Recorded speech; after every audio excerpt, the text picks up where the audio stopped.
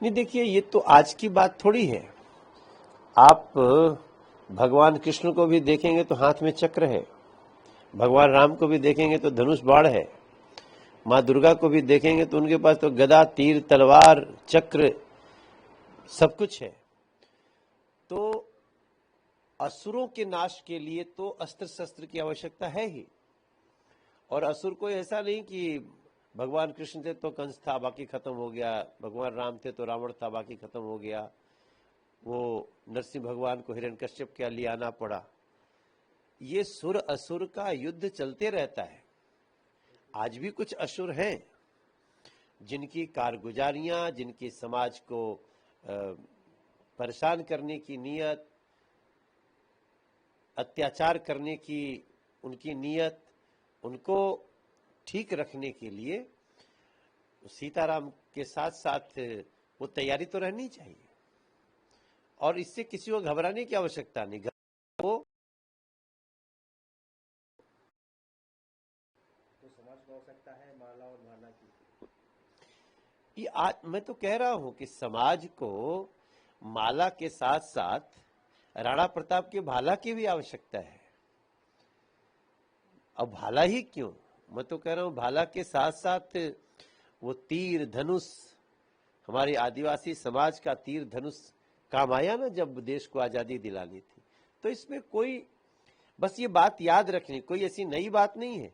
But इस समय भी अगर बड़े महात्मा इसको कह रहे हैं तो हमें याद रखना चाहिए कि हमारी संस्कृति को नष्ट करने, हमें समाप्त करने कोई आएगा तो हम उसकी आरती नहीं उतारेंगे। उस समय भाला की जरूरत पड़ेगी। और हमें विश्व बंधुत्व के लिए, सभी धर्मों के सम्मान के लिए हमें माला की जरूरत है। इस तरीके से 150 वर्ष पूरे को वंदे भारत गीत को लेकर अभी राजनीतिक साजिद ने कहा है कि वंदे मातरम वो गीत नहीं गाएंगे अगर सिर भी कटाने को तैयार है। अब देखिए, इस तरह के पागलों की क्या बात हम कर सकते हैं। जिस धरती पे रहते हैं, जिस भारत माता का अन्न खाते हैं, अगर कुछ लोग उनको वंदे मातरम, हे मेरी धरती माँ भारत माता, हम तुम्हें प्रणाम करते हैं, नमन करते हैं, तुम सुजला हो, तुम सुफला हो, तुम शस्य श्यामला हो, तुम्हारे यहां से जल मिल रहा है, अनाज मिल रहा है, उसके बाद भी अगर कोई आदमी उसको मानने को तैयार नहीं है तो ऐसा व्यक्ति अपने माँ बाप का भी नहीं हो सकता। अभी योगी जी का भी एक बयान आया है बाबरी मस्जिद को लेकर कि पुनर्निर्माण को लेकर उन्होंने कहा कि अब पुनर्निर्माण नहीं होगा। अगर इस तरीके कई लोग सोचते हैं कि कयामत की रात आएगी तो वो कयामत की रात नहीं, इसलिए आपको किस तरीके से आप देखते हैं इस तरीके बाबरी मस्जिद? बिल्कुल योगी जी की बात सटीक है।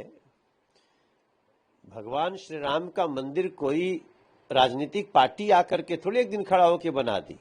राजनीतिक पार्टियों का संकल्प हो सकता था कि सौगंध राम की खाते हैं, हम मंदिर वहीं बनाएंगे। लेकिन भगवान राम का मंदिर बनने के लिए हमने कानूनी लड़ाई लड़ी है, माननीय सुप्रीम कोर्ट ने उसको दिया है। और अगर इस देश में सुप्रीम कोर्ट के निर्णय को कोई लाठी बल से और बल तंत्र से चाहेगा कि उसको बदल दे, तो ऐसा सोचने वालों का कभी वो दिन नहीं आएगा। आज आपने मेहंदी लगाई है बेटियों की शादी में और किस तरीके से परिवार के साथ आए, मेहंदी भी लगाई है और बेटियों को आशीर्वाद देने पहुंचे हैं, क्या आज किस तरीके से रंग आया है मेहंदी का? हमारी मेहंदी में श्री राम है, हमारी मेहंदी में हमारे सनातन धर्म का एक ऐसा संस्कृति का उज्जवल दर्शन है जो बागेश्वर धाम में कन्या विवाह पे दिख रहा है। बड़ा अच्छा लग रहा है। अभी देखिए थोड़े देर में ये खिल भी गया।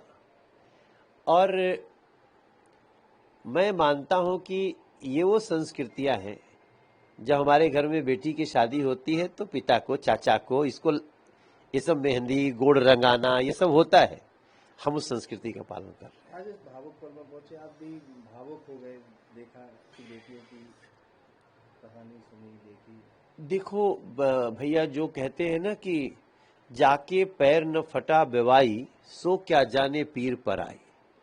जब दुख किसी को महसूस होता है ना, तभी वो उसका निदान सोच सकता है। कुछ लोग ऐसे भी हैं जो अपने ऊपर दुख नहीं आए लेकिन उसको किसी न किसी से समझे, उसको जिए। धीरेन्द्र कृष्ण शास्त्री जी ने उसको स्वयं जिया है। जब हम आज सुन रहे हैं कि उनकी अपनी बहन की शादी के लिए कैसे कैसे उन्होंने तकलीफ झेली, नाम लिखवाने का थर्माकोल पे पैसा नहीं, तो हम समझ सकते हैं कि आज इतनी बेटियों का विवाह कराने के लिए उनकी प्रेरणा कहां से आई।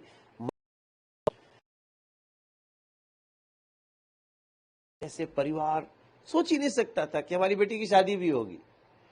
उसको जब सूचना आ रही है, उसकी खुशी, तो वो पत्थर दिल ही कोई होगा जो उसके बाद भी भावुक न हो जाए। यही भावनाएं हैं जो भारतीय संस्कृति का श्रृंगार है। आज वही मंच पे देखने को मिला कि पंडित धीरेन्द्र शास्त्री जी भी अपने आंसुओं को नहीं रोक पाए।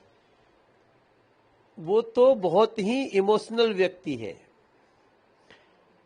धीरेन्द्र कृष्ण शास्त्री जी को मुझे तो सौभाग्य मिला है थोड़ा और जानने का, बहुत पास से जानने का।